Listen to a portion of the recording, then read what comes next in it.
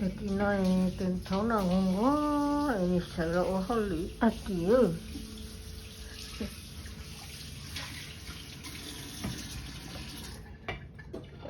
Sợ là ô hô lưỡi ta kìa, nè là sợ gì, ô gì ta kìa lỗi.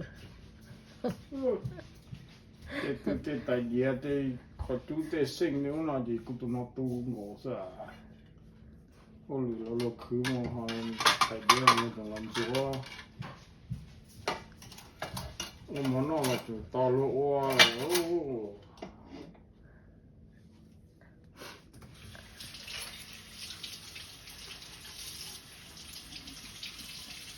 Nó như này ô rau ô món nó có everything.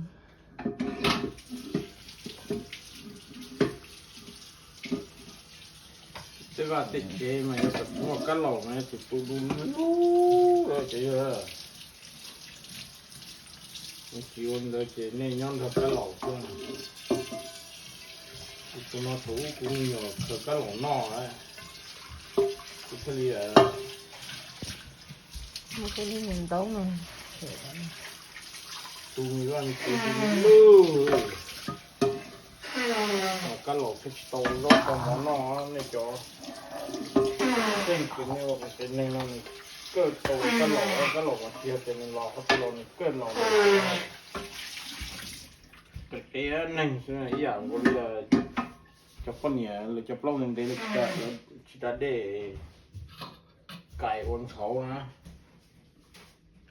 Đúng rồi.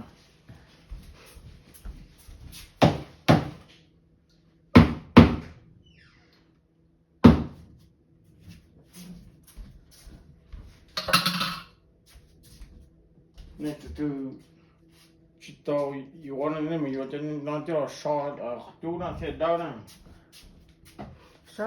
So có lúc họ chú cho lại so thì đấy mà cha.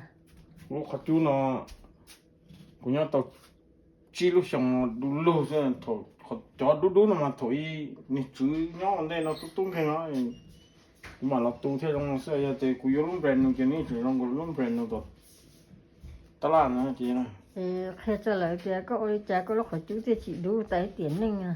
Lúc này giờ cha này lúc họ chú thì chỉ đủ nè nè sắp tung cái nó thôi nè yếu chứ chia ta làm mà nè on rau món nó tan cho xem mà nè chủ một chỗ kia có đủ luôn à nè yếu cho phởแล้วนะnè cho chi mỗi nhiều một yếu cho nó là xị nè yếu nè mà phở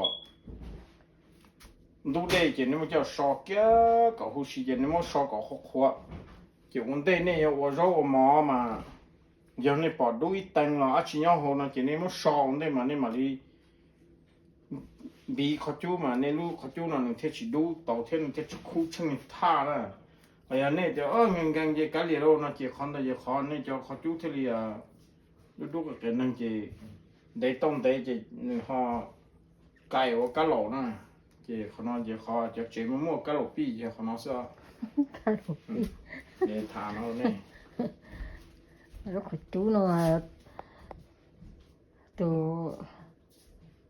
từ lúc nó chỉ bút đủ ít tầng nữa như chẳng có lúc hồi chú nó nhớ đỡ bó thì nó hơn lúc hồi chú nó xưa từ tô cổ tử xông nên cổ xông nó á cho họ biết là yếu chỉ này sao là yếu xí lại thử tư lo à lúc hồi chú này là chú xí mình cả chú xí xưa tô cổ tử xông rồi này chỉ nó biết là yếu chỉ nó từ tô chỉ xông lúc hồi chú nó chỉ rong nữa nó để bầu nó nhưng mà chỉ bố đủ béo này chỉ bố béo ít tình đủ nữa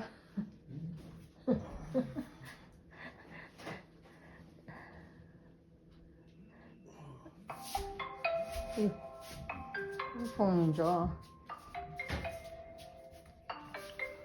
nó sẽ nó ăn hụt tuổi chả nó có gì quá cái này sẽ dần gió nè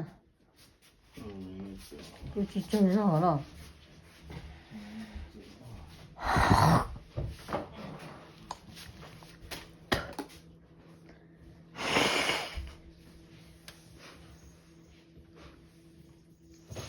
我觉得招梦被叫睡着是都lúc này bao mong xe là tôi sợ lo ô họ lửa sợ cái chuyện nó cũng chỉ lo na tôi cho mong sợ lo sợ nó na lộ họ lửa tôi dành sợ cái chuyện nó